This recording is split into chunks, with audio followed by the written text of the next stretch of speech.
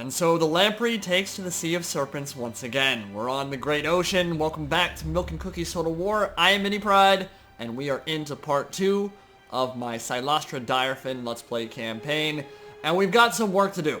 In part 1, we spanked Skeggy, put him over our knee, and gave him a good thwapping from behind.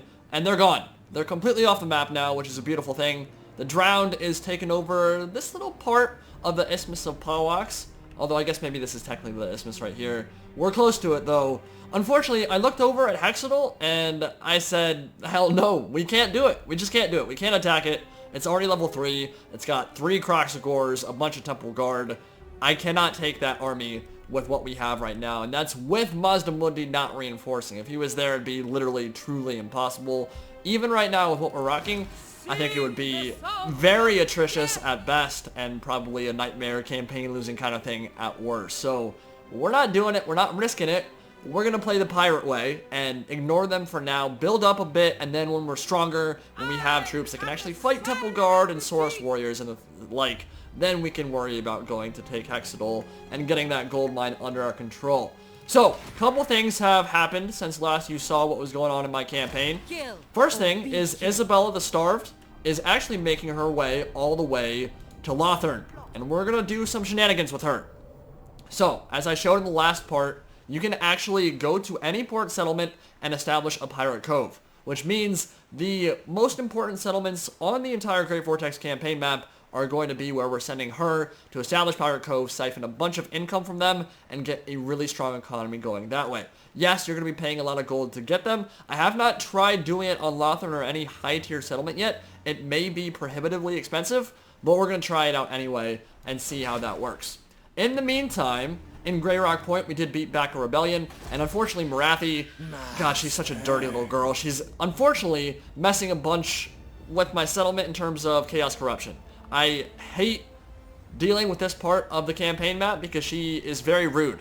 Just by existing, she will spread a ton of chaotic corruption and Slaneshi goodness all over the battlefield, and it's making Grey Rock Point pretty unhappy. So we're going to level this up, and then because we're going to be dealing with rebellions anyway, and it looks like even if I build a vampiric corruption building, it still won't fix it in time, and we'll still get another rebellion because we won't be nearby. I think what we're going to do is actually just build a barracks, or a gate rather, and get a more powerful garrison so that they can't just like walk in and take it the next time a rebellion happens.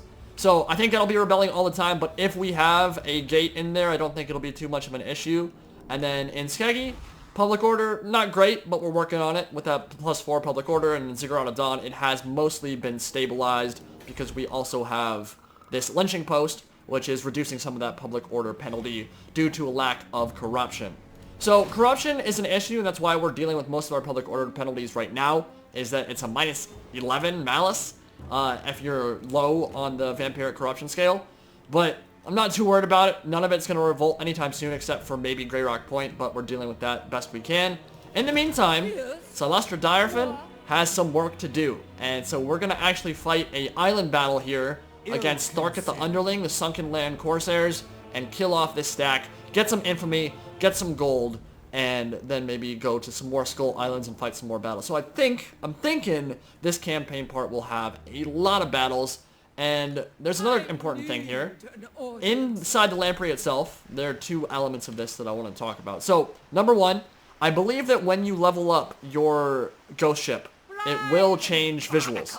When I did my Noctilus campaign on a previous build, it did level up. It would suddenly get the beautiful Bloody Reaver icon sigil all over the sails. It got the huge Von Karstein castle on the hill in the back of the ship. I think the same thing's going to happen for the lamprey. I have not seen what it looks like completely leveled up, but I believe it does get pimped out, which is always fun. Pimping your ghost ship is always a good time.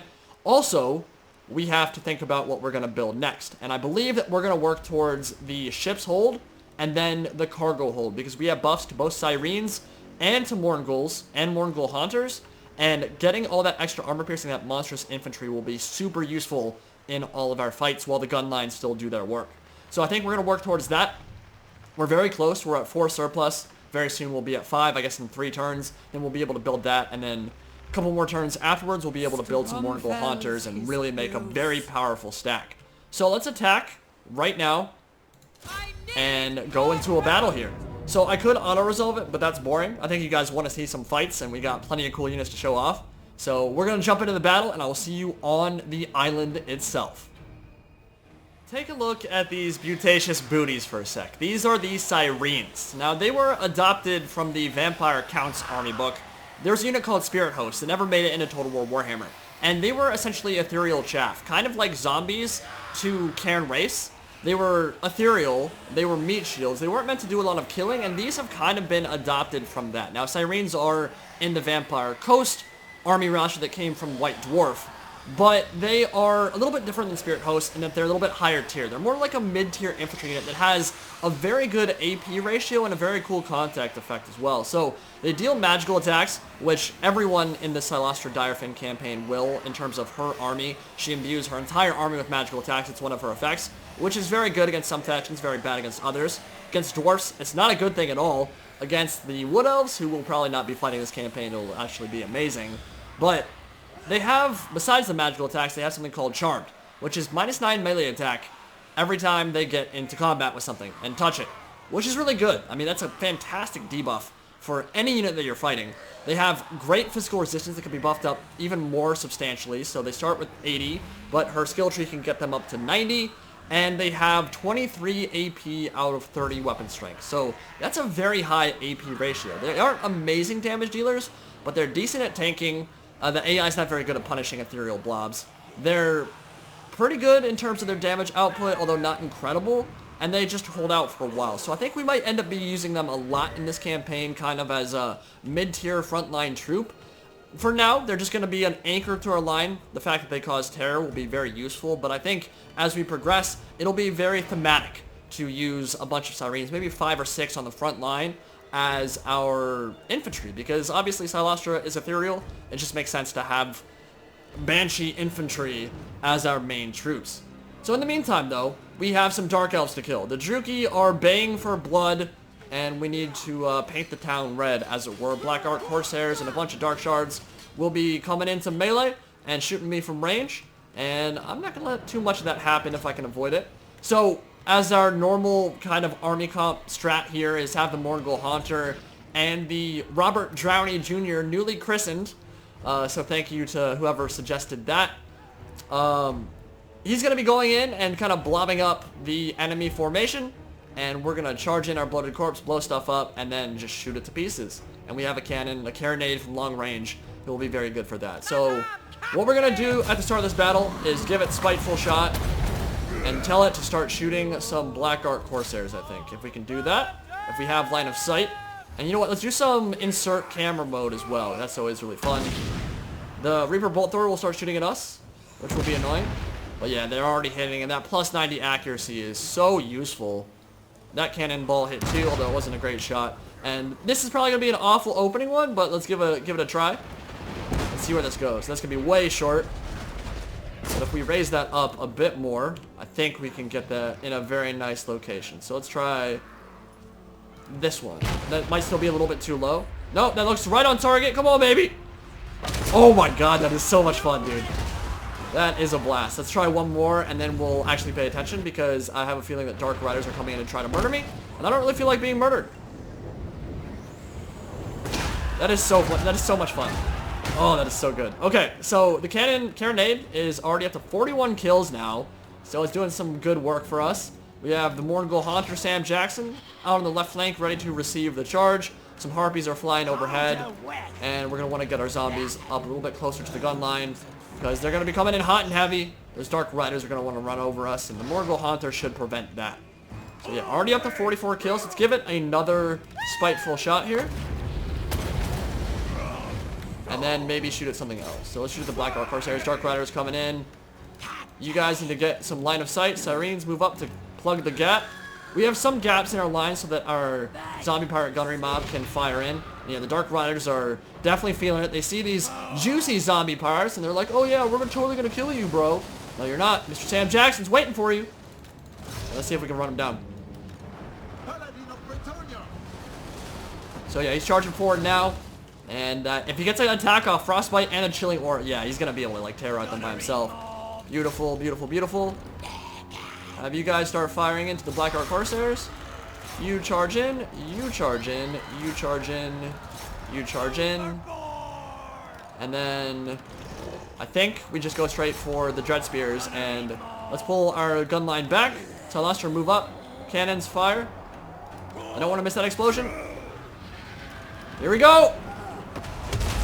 Oh my god, it's just literally giblets everywhere. The best thing. The best. Absolutely the best. Terror routing the Dark Riders out on the left flank. Harpy is about to be annoying. We're going to need to shoot them. Shoot them up. Morngul, Haunters, get in there. And Cylostra, I need you to summon some crab people. You know the job. And we also have questing knights, which we can't forget about. Let's summon some of those very soon. The zombies in. We did get rear charge from Dark Riders on the flank. AI's gotten pretty good at that, actually. Sirene's charging in the center. And, yeah, let's get some questing knights to deal with the back line stuff real quick. And you can go kill the crabs. We have them surrounded. We're killing the harpies off. Here they come. All right, questing knights. Look at that stat line. That is insane, dude. 50 melee attack, a bunch of armor piercing. Dark Riders need to die. We're going to kill them first. And then make sure that those harpies are gone for good. Pull back all of our gun line to a safe location. Crabs and Mornguls having a feast of a time. Sirene's doing okay. And Cylostra, let's get some more crabs. We can summon both those in very quick succession, which is always nice. And questing knights are degenning, and they degen pretty quick. We're going to want to get Invocation to hack in this army, I think. Probably get a second caster just for the heals, because it's really useful at the end of a battle. Just like blob up your guys and start casting invocations to get everything back on target. Get their health back so that when you're on the campaign map, things are in good shape. But Dark Riders have just shattered, and looks like they'll be running into the sea or off the cliff, which I don't blame them. They're being hunted by armor-piercing damned questing knights. That's not fun. Crabs get into the back here, and then, yeah, Sam Jackson's having, oh my god, he's literally killed the entire unit by himself. He's like 3 times the size of any of those horses. And let's just go run down that Reaper Bolt Thrower, because it's kind of annoying. Crabs are dying, but I'm not too worried about it. Morngul's, go kill the Lord, and you guys can go snipe Tharkat the Underling. Questing Knights, get around the flank, and you. We're a little bit too far away from being able to cast our second Questing Knight. 30 seconds, the battle's going to be over by then. It'll be a mass rout. But let's watch the charge from the Crab people and the Morngul Hunters. Crab people, taste like crab, talk like people. And it's gonna be vicious what happens to these poor Dark Elf pirates. Now, I would like to know why CA thought it was a good idea to make these rotting Prometheans literally the loudest unit in the game. It's actually obnoxious every time you zoom in on them. Like, it doesn't even matter if your volume's low. They are super loud. You will just, like, shatter your eardrums. But you know what? The trade-off is worth it, man. Like, they've got some serious armor-piercing damage.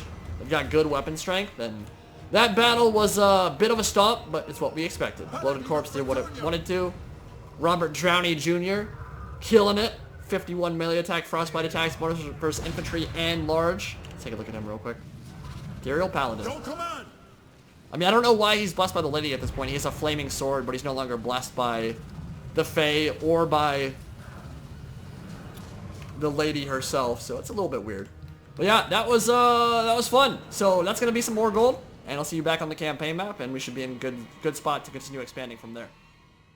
So I'm a little bit torn right now because I want to get a second Vampire Fleet Captain for Invocation to hack. A Lore Vampires caster would be amazing, but we have limited Winds of Magic, obviously. We want to do a lot of casting with Cylostra. She doesn't have a heal. She actually did get a Potion of Healing for herself, which is incredibly good on an Ethereal Lord. Like, actually amazing. Because if she's almost close to dying, which should never happen in any of my battles, but if she is, I mean, a heal from that will almost get her up to full, I feel like. Because her HP pool is so low, and her physical resistance is so high. But getting another caster means that I'm competing on the Winds Magic pool, and I already have 2 other heroes. So having 4 characters in one army is a little bit more than I would like. I think 3 is a decent sweet spot. 4 maybe a little bit too much, so we'll have to see, but having Invocation would be so useful, especially for the damn questing knights that I'll be summoning in a lot of my battles.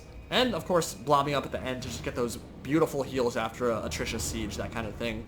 So, for now, I think we want to just get unit replenishment, because, well, doesn't matter. I don't remember if we actually heal on the open seas. I don't think we do.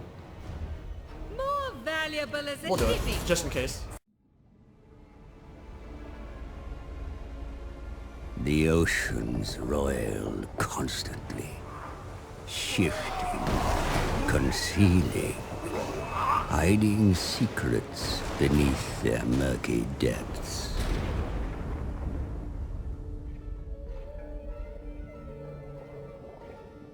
The living have no place in the dark deep of the sea. Only the dead can scavenge here. Wolfheart's ship, a vengeance left unfulfilled. But that was not all the captain left behind. There it gleams amidst the carcass of the ship, a harpoon of tempered star metal, the only weapon strong enough to pierce the heart of Amanar. The harpoon is claimed, but the charms that made it so potent have been washed away. There is much to do before the weapon can be used against the beast.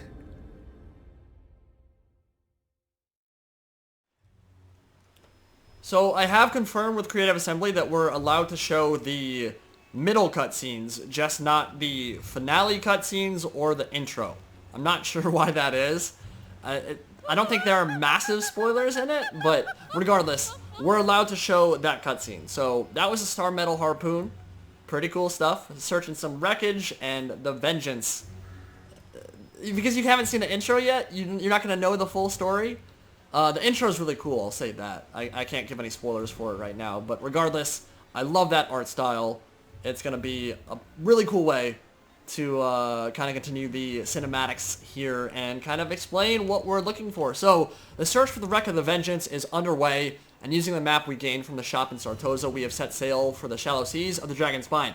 However, upon arrival, we have spotted a ship flying the flag of the Sunken Land Corsairs. What these pirates are doing at this very location is unknown. It's perhaps a coincidence, but regardless, they stand before us in the wreck of the Vengeance, and more importantly, the Starmetal Harpoon sunk within her. So we have defeated Thurkett the Underling, who was defending this sunken ship, the Vengeance, and got a bunch of gold, and got the Starmetal Harpoon. Now we need the Starmetal Harpoon launcher, the one that gives us infamy every turn, if we want to progress through the campaign and gain more infamy, and do all that good stuff, and eventually bring down the Merwyrm Amanar. For now, though, we're not going to build that because it requires quite a lot of population, and we have more important stuff to build, because we're not there at a point where we can take on the final battle anyway. So, a lot of gold. That was a useful fight for sure. Cylostra making weird noises, as she is wont to do, and the Sunken Land Corsairs are off the map. Cool stuff. So, for now, the Lamprey is in good shape. We are getting extra casualty replenishment when we're in our ship, which is good. And let's take a look at our skill tree. We have not looked at the entire thing yet. So we worked towards Sacrilege. We got those questing knights. I can see why it's called that. That is some pretty blasphemous stuff against the lady. Damned questing knights indeed. I mean, they're so dirty, man. They're so good. They're going to be they're just incredible to use. Like, terror causing with amazing stat line. The only issue they have is that they degen pretty quickly. But here's the problem with the one skill point a turn thing, or every time you level up. I honestly prefer the ones that give you a second skill point maybe every 3 or 4 turns. I think those are more fun. There's this gigantic skill tree. You're not going to be able to use it all anyway. And it's a little bit unfortunate that sometimes you have to put points into skills that you really don't get you excited, right? So I want casualty replenishment. We do need to go down the blue tree for sure, because go on account is really good. More importantly, living ship to get to +5 pirate crew growth is amazing. And combing and preservative, of course, upkeep, reduction is always incredible. So we want to work towards those. But I also want you guys to see Vangeist's Revenge, and I think that's more hype.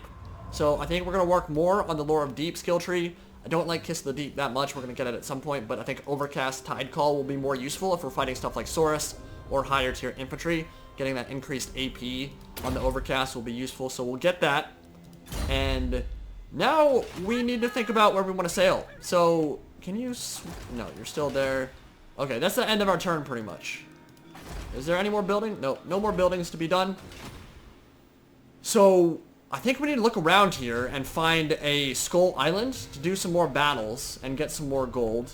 That looks like a remnants of battle thing, so I don't think we'll be able to get an actual fight going there. But we're going to do a little bit of sailing and figure out what's next. Meanwhile, Isabella, the famished or the starved, will be sailing towards Lothern, getting ready to establish that pirate cove. So I will end turn here, and I will see you in just a minute. Okay, well, I didn't expect that. It was only a turn later. I was just gonna kind of skip some of the meaningless stuff as I moved around a bit. And Gentleman Jenkins, one of the pieces of 8 holders, the ones that allow you to unlock regiments of renown, just decided to declare war on me. Now, I was about to kill him, so he is right to do so. I was about to attack him, but he sailed at me instead of me sailing at him. So we've got an Empire army to kill now. And I don't think it's going to be too much of an issue. They've got a cannon. They've got 2 mortars. They've got a level 20 Lord. We're only level 8. At the end of the day, this army is not going to be much of an issue. But it will be a fun battle. And another island one. And more gold. And a new regiment of renown. This will unlock the Black Spot, which I believe are zombie deckhand gunners with handguns who also have bonus versus large. And AP on their melee attacks.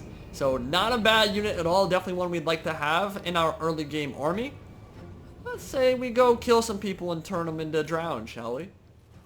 So for the start of this battle, I think I want to do something very similar to what we did last time. Get some FPS stuff going on with the cannon, do some first-person shooting, see if we can take them out from long range. The Empire is not a faction that I think, at least on the surface level, in terms of these army compositions, is going to match up very well. Because their infantry won't trade well against zombie dickhands. They've got almost 9,000 HP, which is something that is pretty crazy. For a lot of the Vampire Coast chaff units, they have absurd amounts of HP. And that's really good when you want to tank and survive and basically just hold the line.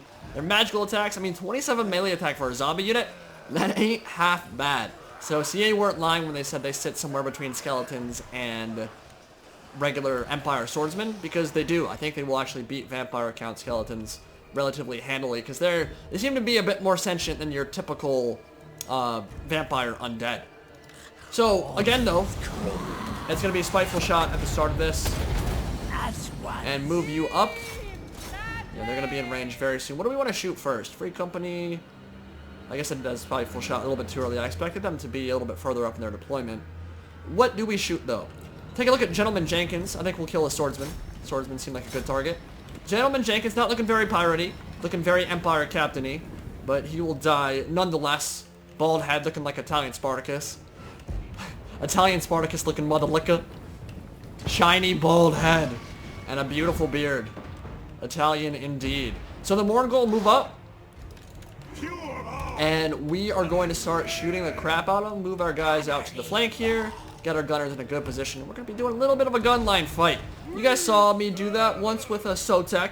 Noctilus is the... Ooh, man, those mortars are absolutely wrecking me. Wish we had healing. You guys saw me try that against Sotek. Noctilus, Necrofex, towering statue build. Zombie statue as we shot each other to pieces with cannons from long range. And they're doing that right now. Morgul Haunter, maybe I should have Vanguard deployed and had him get behind. I'm going to have to go kill that stuff because that's really annoying. Right now, you know what? Let's summon one of our questing knights here. They're gonna be so far away though, is the thing. I don't know if I'll be able to do it fast enough. Let's just run right by them. And gunners move up. Let's just start shooting stuff. And run into melee. Because that's what we're good for, right? That is ultimately what this build is good for. Cannon get taken off fire. Well, let's get a one shot in here. Is that gonna do it? Wow, first try, dude. Beautiful. So the missile resist on the Morgul Haunter was actually nerfed. No, it wasn't. At least not in campaign. It's 45% still. I thought they nerfed that. I guess not. Maybe that'll be for the final build. Morgul Haunters go in. All the zombies need to go in. Siren needs to go in. And gunners need to move back. Yeah, Morguls are going to shred them. They're going to tear them out real quick. Morgul Haunter into the cookie jar now in the back lines. And Cylostra. Give me some crabs. Give me some crabs right there. And then give me some questing knights. And we're going to go right up the center and start murdering stuff.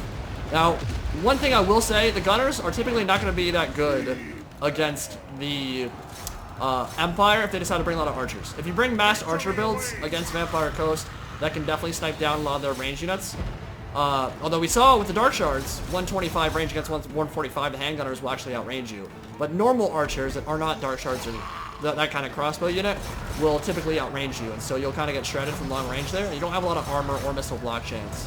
So, let's get some questing knights. They're in there now. No, did I not summon them? It's not. Go do that. Run them down. Some shots out on the flank. Yeah, everything right now is just... I mean, there's just so much terror on the field, right? There's so much fear and terror. It's what makes... One of the things that makes them so unique. You combine terror penalties with being under missile fire and then flanking charges from like a zombie or something. Or, God forbid, damn questing knights. And, I mean, even really good morale factions are just not going to have a very pleasant time. And this is brutal. They look a little bit silly, I'm not gonna lie. The questing knights look a little bit silly. But their combat prowess is anything but. It's vicious. I mean, they've been in combat for about 25 seconds and they have 50 kills already. Cylostra, can we kill this city yet? That might be fun. Are you fast enough to catch him? Mongols keep running them down. Keep on those crossbows. Yeah, they're gonna get the auto loss penalty very soon. Look at that. 92 kills. And you get 2 of them. And we're on turn 20. That's crazy. Now, obviously you can't summon questing knights in multiplayer because I think that would be a little bit busted. Oh, this guy is about to have a very bad day. I'm not sure he's going to have a head for very much longer. Alright, they're starting to come back though. There we go. And look at that ability right there. Minus 48% speed. She can get that on her crab too. The Song of Enthrallment. Minus 26 melee attack. Super good debuff. Let's eat him with crabs. Just one hit from death. Oh! Oh my god, what's happening to me? This is the worst day ever. What he needed was some butter sauce, dude. He doesn't have any of that red lobster shenanigans going on. Only way to eat crabs is with butter sauce. If you don't bring that, you're going to lose the battle.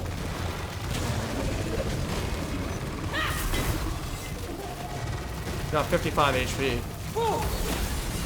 Alright, Cylostra, you can do it. There we go. That was his head. Rip to the Sweet Prince. That's another pirate army dead, and a regiment of renown coming my way. Awesome stuff. So we should have a way to recruit that regiment of renown right off the bat. The black spot, I believe, is the regiment of renown we want to get here that we unlocked for beating this army. What do we want to do? Gold? Gold's pretty good, but we have a lot of it. Casualty replenishment, who cares? And for now, looks like the campaign turn needs to end. Terrors of the Dark Straits are not something we can fight yet. Lucky Levi's keepsake. Yep, the black spot. Pirate known as Lucky Levi met his end at the ends of his own... I can't do that. I can't do a pirate accent, guys. I'm sorry. Like, I know Party Elite and some dudes are going to try to do it. I can't. You best start believing in ghost stories, my pretties. You're in one. That's the best I can do. That's the best I can do. I'm not going to read that in a pirate voice. I listened to Wheels do it for like 10 minutes straight, and it absolutely shredded his vocal cords. He's probably been sick for the last like 3 weeks because of that. But zombie dickhands. Levi's undead mob continue to serve their master, throwing the first mate and the rest of the living ship overboard and scuppered Levi's ship. So we've got him now, and that should have given us some infamy too. Maybe not a massive amount, but it did. Yep, 50 infamy. That's just from enhancing my city. Okay. Symbols. The pirate. Dude, they took so much stuff from Pirates of the Caribbean. Even the opening tune at the beginning of the trailer was straight from He's a Pirate. I believe that's Jack Sparrow's theme in Pirates of the Caribbean. I would love to blast some Pirates of the Caribbean music over this. It's so thematic. It's so iconic at this point. I love Curse of the Black Pearl. It's a great movie. Although some of the later ones were pretty trash. But Unfortunately, that would probably get me copyrighted. I'm not going to do that. So, ensure that one of the following buildings have been constructed: Desolate Shoal, Smuggler's Jetty, or Armory of the Soulless. And that will give us some more infamy and gold. With the Biting Blade, we're going to get the Grey Guardians about to rebel. Not shocking. Ooh. There we go. Okay. Lucky Levi's Hook Hand.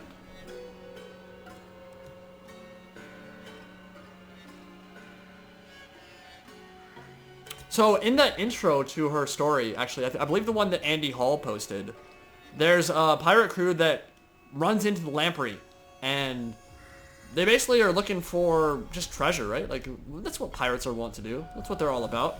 And they kind of rolled up on it in the middle of a mist, and no one was on it. It's a ghost ship. They were just like, okay, we'll be fine. And someone walked into the officer's headquarters, the captain's deck, and realized, oh my god, this is lamprey. We need to get the hell out of here, because we're going to die horribly if we stay. And they decided to run, except that no one really believed the dude. And he had to tell this whole story about how this is lamprey and how they were all about to die. And he took long enough that, well, they did all end up dying. Cylostra and her entire deckhand crew were above in the rigging up top, in the sails, and they kind of descended, fell down, and just started killing stuff. Drowned the crew that had decided to invade her ship, and turned them all.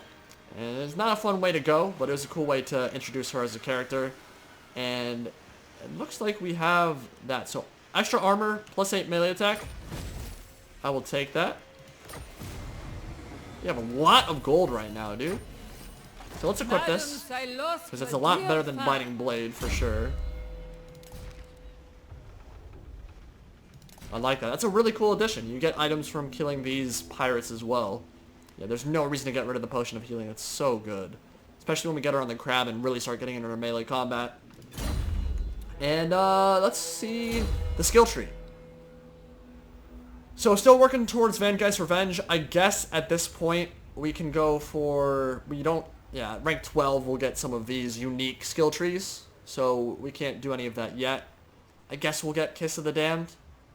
Although, ooh, that could be really good against Lizardmen. Maybe even better than the crab. Just debuffing them, giving my guns more time to fire.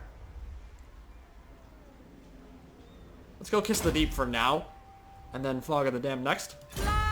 And we can work on that. Excuse me. So, we're going to look at just killing this army off real quick. Should be able to auto-resolve it, I think. We shall stalk the oceans. And yeah, we have that open slot. Get some gold. And the freebooters of Port Royal are off the map for good. I need an audience. So, the Black Spot. The Pirate King's personal band of zombie gunmen are a toxic mixture of black powder and noxious imbuments. Look at those stats. 15 missile damage, which is armor piercing. Thank you, Cylostra. Appreciate it. You're a great singer. Weapon strength 27. And bonus for large and armor piercing in melee. They can defend themselves. And they have decent shot from range, too. So, I definitely want that. It's going to be nice. You. Continue replenishment, because I like that quite a bit. And Morngul. Let's get you a ward save. So the cool thing about the Morngul Haunter, I was pretty sure they were going to nerf the missile resistance, which they have not. It's still at 45%, at least in campaign, which I would imagine is still true in multiplayer as well. But you can get a 10% physical resistance right off the bat, and then the ward save. So you're talking about 15% of physical resistance. No, 20% actually. Which is already really good, because you're not going to worry too much about range firepower against him. And then you can increase that even further with Cylostra's skill tree. So the Morgul Haunters are going to be amazing, and we're going to recruit a lot of them this campaign for sure. Skaggy, Public Order is still annoying. I just need to start building some vampire corruption buildings for sure. It's the biggest reason the Public Order is an issue. So we're definitely going to do that, and I think we're going to do that right here actually. I would like to build the economy buildings right now. These slave pits are super good, and in the provincial capitals you can also get these booty ones that will synergize exceptionally well with this right, which is the buried treasure chain. So every time you use this right, you'll get gold for each one of those building chains that you have. But we're not there yet because the vampiric corruption is the biggest issue, and Cylostra's been away from home. So what we can do is build vampiric corruption, which will also work in adjacent provinces and level that up a bit. And then also increase the smuggler's jetty. Very nice. Will give us the ability to recruit vampire fleet captains. And it will allow us to get that growth up as well. And then what's the level 3 building do? More growth. We have the gold for it. I see no reason not to do it. I hope we just don't get attacked anytime soon. Great Rock Point is about to get angry, but this will be finished. We'll have Depth Guard, so if the rebels do decide to attack, we should be able to defend it. Unless they wait for a really long time. And we can move on Monument of the Moon, which is probably inhabited by Skaven right now. And I think I want to establish a pirate cove. Ah, okay. So we could colonize it. We could do nothing, or we could search ruins and get... From what I've heard is you'll get a treasure map here. Do I want to do that, though? Is that worth it? Monument of the Moon isn't really a settlement that I want right now. I'd rather someone else take it. Let's just search the ruins and see. Just meme a bit. Oh, God. Oh, I'm not ready for this, friends. I'm not ready for this at all. Oh, Jesus. I'm gonna embarrass myself in a commentary where I can't figure out the puzzle. I'm probably gonna be an idiot. Alright, throughout the world, the Old Ones left vast troves of power for use by their most trusted servants. To prevent such power falling into the wrong hands, they placed wards and cryptographic locks over them. As millennia have passed, these wards have weakened, but the arcane locks remain. To access the treasure, solve the puzzle. The Old Ones believe that alignment is all.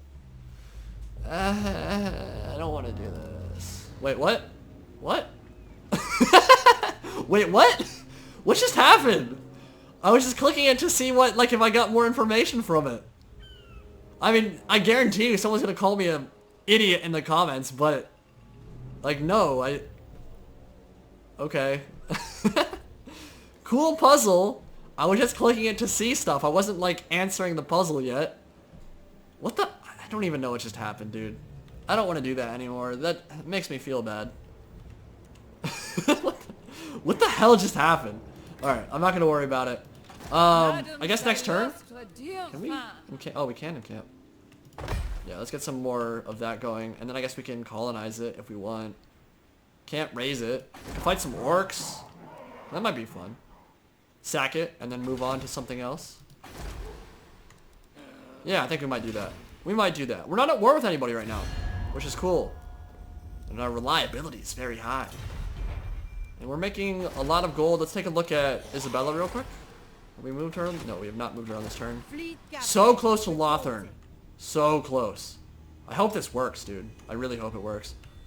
Alright, so we're going to check in real quick. But Lothern, it will be my next target. And I think when you see me next, I will be about to make a pirate cove there. And hopefully it ends up working the way it's supposed to. I'll see you there. So Grey Rock Point has rebelled, our starting settlement. We knew it was going to rebel. Unfortunately, it happened before we finished our settlement building to increase it to get Depth Guard and a better garrison, which is a little bit annoying. It's 5 Marauders, who are a lot better than zombies, so it's a little bit scary, but I'm pretty sure the deck droppers will be able to snipe out Malefac's Cool. He is a Lore of Shadows caster, so Melkos and Enfeebling Foe could be really annoying if he spams down my zombies early on. But with the Gunners, and with a decently tanky front line in terms of the zombies, they have a lot of HP. I hope, they'll be able to hold the line. We'll be able to kite them out and defend our settlement. And then we can worry about what Cylostra and Isabella the Famished are up to. I'll see you on the battlefield. And those are deck droppers. We're in a region with a lot of chaos corruption now because of Marathi and her shenanigans. So we do have this chaos snow and chaos lighting falling over the area. You can see a vampire settlement in the background there. And we gotta kill some Chaos Marauders, which is gonna be a little bit annoying, but I think that we can handle it. God, it's such a fun unit. I love the deck droppers. They're really annoying in some matchups. Oh wait, are these bombers? Oh, they're flying pistol cav. I don't have the handgunners, which kind of makes sense. They're still gonna be able to do good damage against the Lord, though. Single one. As long as he doesn't spam Melkos on them, which he might, and that might be an issue. But other than that, he has no range capabilities whatsoever, so we'll be able to snipe him down, I think. And send you forward.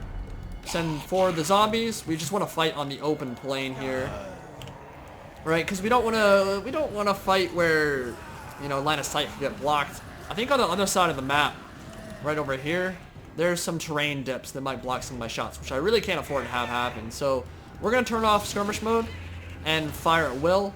Stop shooting, please. I do not want to shoot the marauders yet. And instead, we're going to camp right on top. Yeah, he's going to cast Melkos. Oh, and Feeling Foe. You could do that too. That works for me. Thank you for being dumb, AI. I always appreciate it. And we're just going to lame him out, snipe him down. Yeah, like that kind of shenanigan stuff is going to get really... I'm going to pistol with the next person who says shenanigans. Is really annoying in some matchups. Like Norska, they don't have a lot of tools for dealing with it at all. They don't have a lot of flyers. You kind of have to go Feral Manticore, or bring 2 of them, or bring like 4 Marauder Horsemasters, that kind of thing. Otherwise, they can bring like 4 or 5 of these bad boys and just snipe you down from above. And it's very, very frustrating to play against. People are going to kite and do some pretty lame stuff with them, I think. But that doesn't mean they're not fun. All things in moderation. We're about to get run over, actually. Should probably run away.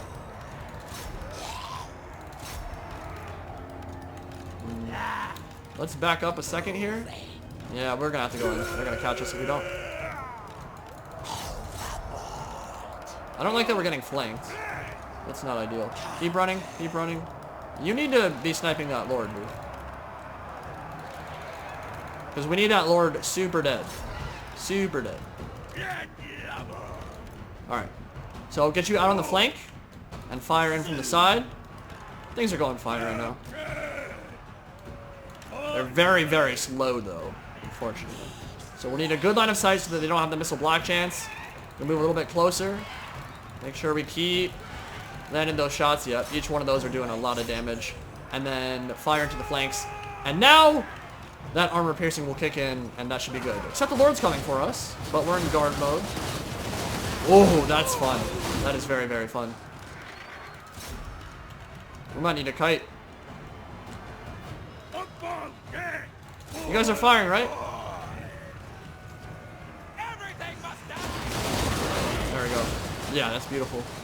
That is beautiful indeed. No, what's the point of putting you in guard mode if you do that? That's the exact opposite of what I want to see.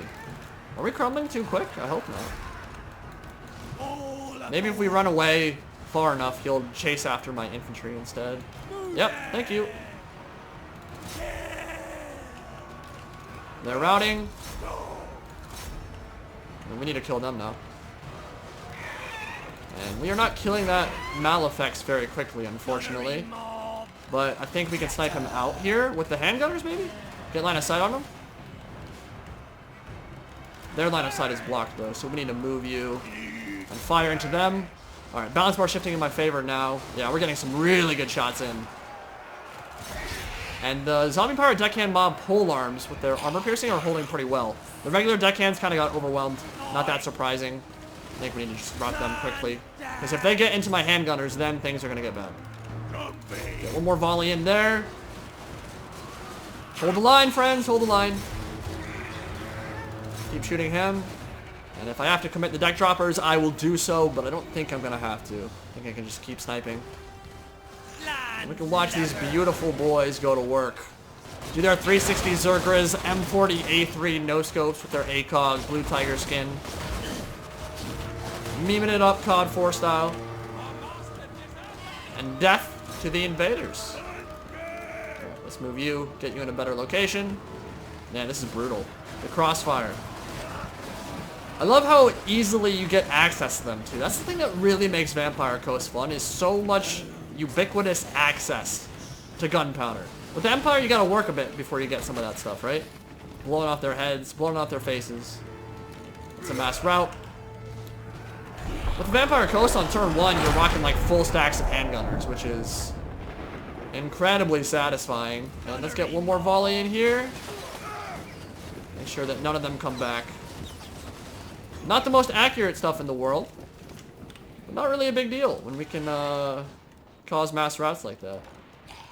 So we beat back the rebellion for now, which is useful. Although I think, I don't know, I think they might be able to recruit more.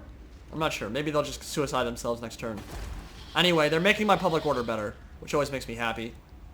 For now, I think we have the money, even if, I mean, there's a risk that we lose it still to something very janky, but I think we build the zombie watch post, hope that he doesn't attack in the next 2 turns, and if he does, that we can just auto-resolve it, and then Smuggler's Jetty to increase that, and then we'll be able to defend that from pretty much any attack from a rebellion anyway.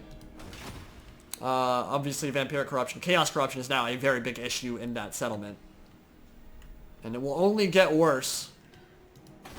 But in Monument of the Moon, we can upgrade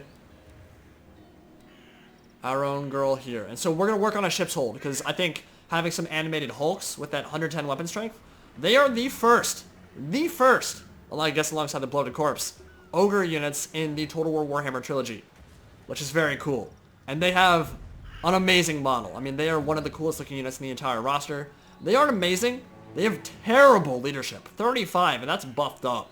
I mean, that's actually garbage. Like, they will crumble after, like, 1 cannonball to the face. Really low armor, but they hit hard. And we can buff them up in other ways. So I think we're going to get that, and then obviously work towards Sirens and Morngulls. Because we can get the Gunners any other way. We did get the Black Spot. We have a full stack here. So we will work on finishing that up, and then maybe take Monument of the Moon, or just move on High Sentinel. Ooh, we could do that very soon as well. That would probably be next campaign part. Let's take a quick look at Isabella, who is now 1 turn away from her. Ooh, maybe I can do it this turn. No, not quite. Just outside range. Okay, so that's expensive, but that's not that expensive, and we've got a 100% chance to get it. I mean, that will pay for itself very soon. Very soon. So we're going to establish a Pirate Cove in Lothern. Let's see how much this thing is make. 1,700. Wow. That is going to be about 850 a turn. That's really good. That's incredibly good. If we build the right building, of course. We will have to invest in the settlement a bit. But siphoning some of that for myself is going to be nice. And then, I don't know if I mentioned it, but yeah, we got some juicy technology. Admiral's Astrolabes. Astrolabes, I have no idea how to pronounce that. Immune to storm and reef attrition for all armies. So if we're going to be doing a very seagoing campaign, which we already have, a lot of naval battles. Well, naval battles, quote unquote. Rest in pieces to that. But island battles are still cool. We get to fight land battles that way.